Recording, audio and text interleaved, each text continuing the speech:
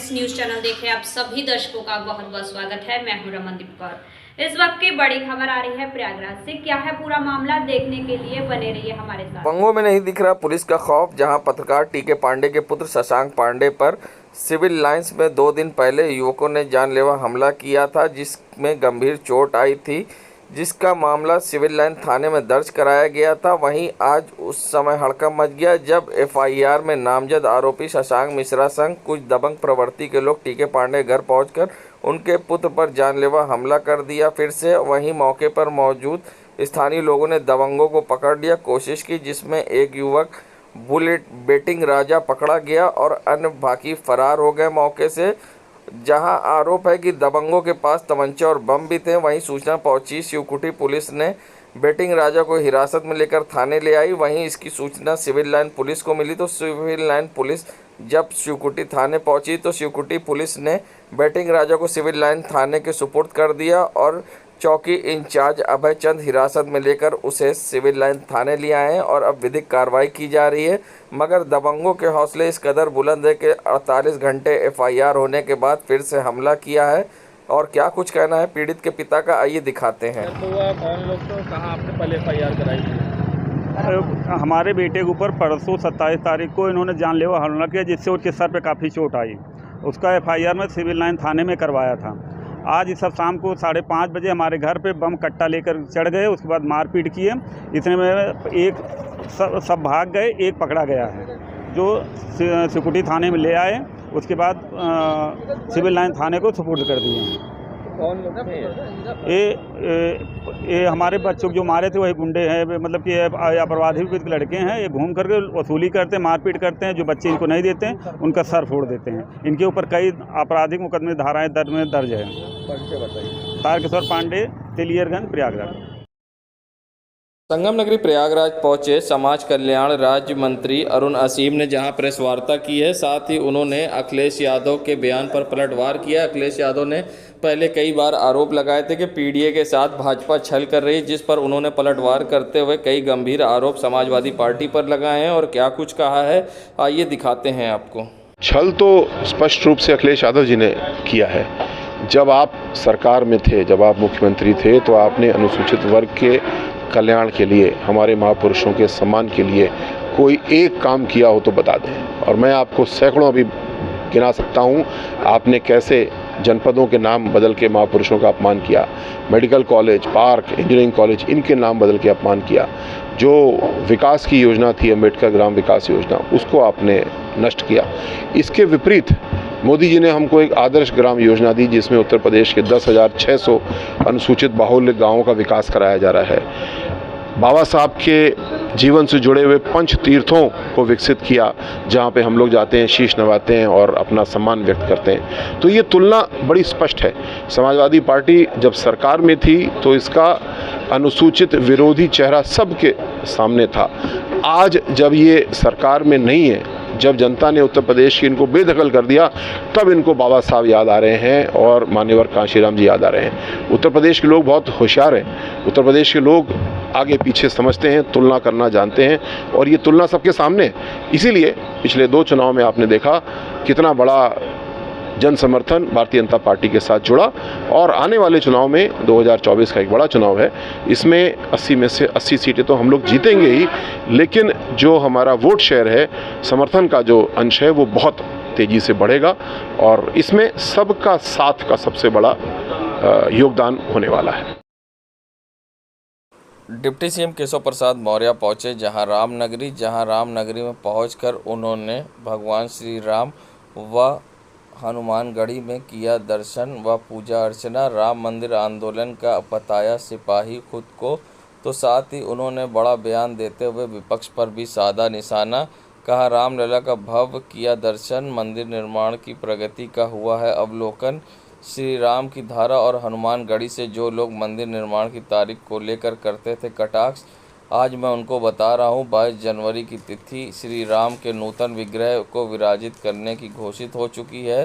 राम मंदिर आंदोलन का सिपाही हूँ, राम भक्त होने के नाते हूँ गदगद। 22 जनवरी का एक एक देशभक्त राम भक्त कर रहा है इंतज़ार।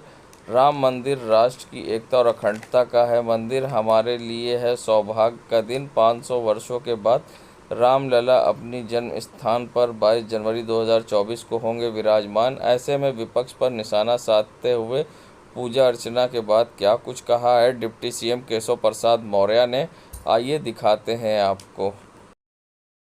देखिए, आज भगवान श्री रामलला की जन्मभूमि का दिव्य भव्य दर्शन करने और श्री राम जन्मभूमि तीर्थ क्षेत्र ट्रस्ट के माध्यम से चल रहे भव्य मंदिर निर्माण के कार्य को अवलोकित करने का भी सौभाग्य मिला है। श्री हनुमानगढ़ी में आकर के श्री हनुमान जी महाराज के दर्शन करने का भी सौभाग्य मिला है और आज अयोध्या की पवित्र धरा से उन रामद्रोहियों को, राम विरोधियों को, जो हम जब उद्घोष करते थे कि रामलला हम आएंगे, मंदिर वहीं बनाएंगे, तो वह विरोधी कहते थे यह तारीख नहीं बताएंगे। आज श्री हनुमान जी जो राम दुआरे तुम रखवारे होत न आज्ञा बिनु पैसारे, उनके ही इस देवढ़ी से 22 जनवरी 2024 की तिथि रामलला के नूतन विग्रह को विराजित करने के लिए निर्धारित हुआ है। एक राम भक्त के नाते, राष्ट्रीय स्वयंसेवक संघ का एक स्वयंसेवक होने के नाते, श्री राम जन्मभूमि आंदोलन का एक सिपाही होने के नाते अत्यधिक गदगद हूँ, बहुत प्रसन्न हूँ और 22 जनवरी का बेसब्री से मैं भी इंतज़ार कर रहा हूँ। देश का एक एक राम भक्त इंतज़ार कर रहा है, एक एक हिंदू इंतज़ार कर रहा है, एक एक राष्ट्रभक्त इंतज़ार कर रहा है, क्योंकि राम जन्मभूमि पर जो राम मंदिर है वह राम मंदिर तो है ही, वह राष्ट्र की एकता का भी मंदिर है, राष्ट्र की अखंडता का भी मंदिर है, राष्ट्र को शक्तिशाली बनाने वाला भी मंदिर है। बटे कटे छटे तमाम प्रकार से बिखरे राम भक्त, राष्ट्रभक्त समाज को एकजुट करने वाला भी मंदिर है। इसलिए हमारे लिए यह बहुत सौभाग्य का दिन है। मैं बहुत अंदर से प्रसन्न हूँ कि यह दिन हम लोग अपने जीवन काल में देख पाएंगे, ऐसी उम्मीद नहीं थी, लेकिन 500 वर्षों के बाद रामलला अपने जन्म स्थान पर विराजमान होंगे 22 जनवरी 2024 को।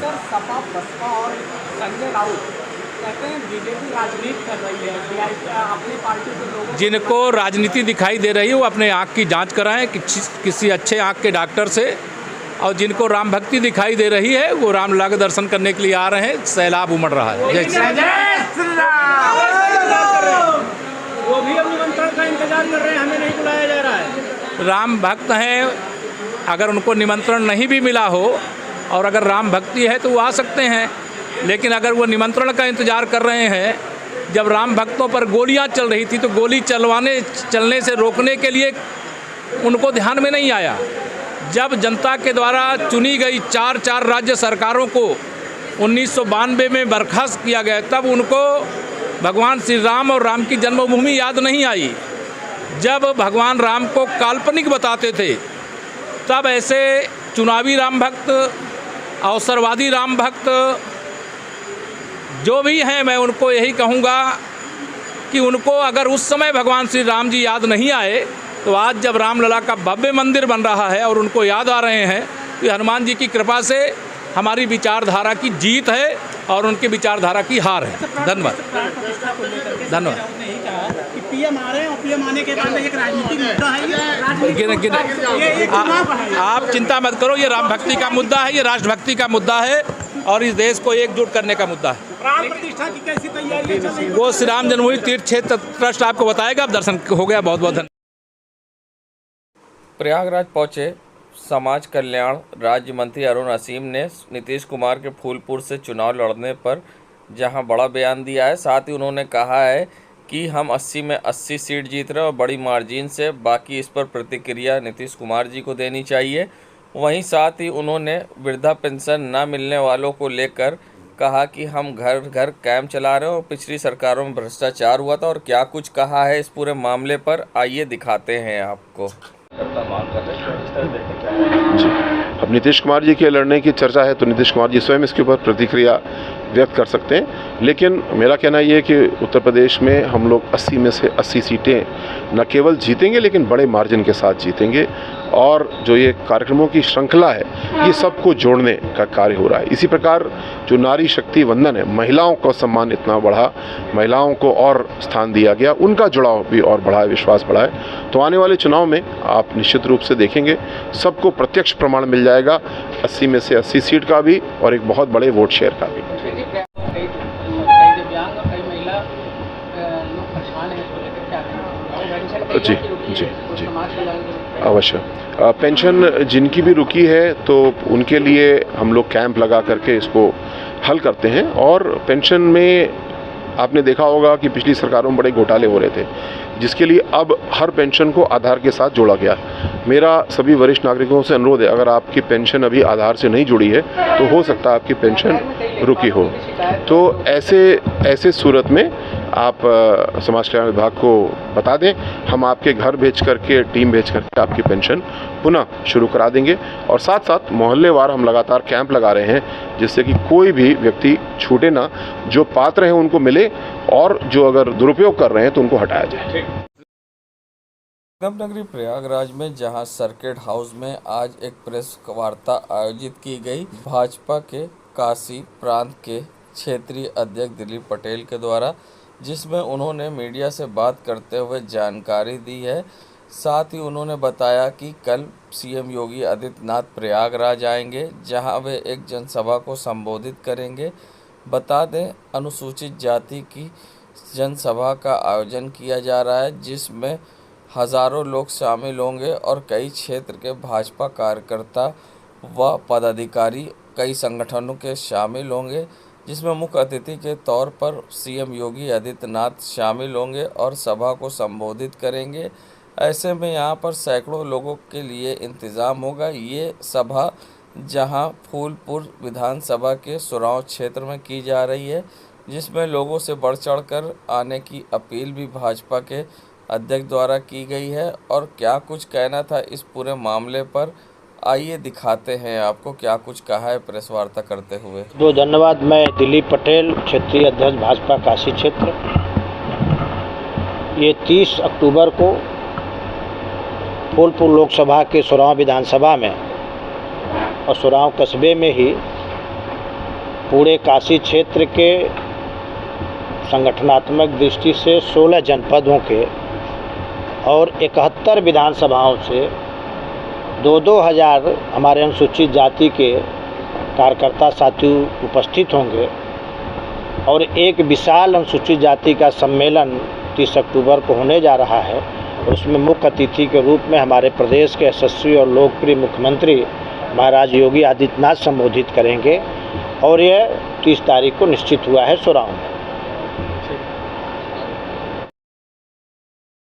मानव गौ सेवा संस्थान प्रयागराज व भाषा संस्थान भाषा विभाग उत्तर प्रदेश शासन के संयुक्त तत्वावधान में हिंदुस्तान एकेडमी में जहां कवियों ने अपने उत्कृष्ट रचनाओं से श्रोताओं में देशभक्ति की अलग जगाने का कार्य किया है, तो वहीं उत्कृष्ट सामाजिक योगदान में बढ़ चढ़कर हिस्सा लेने वाले योद्धाओं को सम्मानित भी किया गया। मुख्य अतिथि बिशप मॉरिस एग्दरदैन ने कवि सम्मेलन में दीप प्रज्वलित कर कार्यक्रम का आगाज़ किया। आयोजक शफकत अब्बास पाशा के संयोजन व अंतर्राष्ट्रीय संचालक नजीब इलाहाबादी के संचालन में नाज ग्रुप ऑफ हॉस्पिटल की संचालिका डॉक्टर नाज फातिमा को समाज के लोगों को निःशुल्क ओपीडी व अन्य सामाजिक कार्यों में योगदान पर सम्मानित किया गया।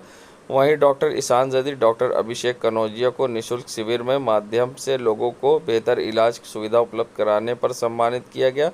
मैनेजिंग डायरेक्टर अमित यादव, सरदार पतविंदर, सरदार जलजीत सिंह, सरदार चरणजीत सिंह, मोहम्मद अहमद अंसारी, सुनील कुमार कुशवाहा, समाज सेविका मंजू यादव को उत्कृष्ट कार्यों के लिए माला व शॉल पहनाकर मोमेंटो देकर सम्मानित किया गया। कवि लोकेश शुक्ल, डॉक्टर नयाब वल्लवी, डॉक्टर नीलिमा मिश्रा, जय अवस्थी, वंदना शुक्ला, मखदूम फूलपुरी समेत अन्य शायरों ने देशभक्ति के से ओत प्रोत एक से एक नगमे व कविताओं से लोगों को देश के प्रेम की भावना जागृत की, जिस पर लोगों ने जमकर तालियां बजाते हुए कवियों का उत्साहवर्धन भी किया।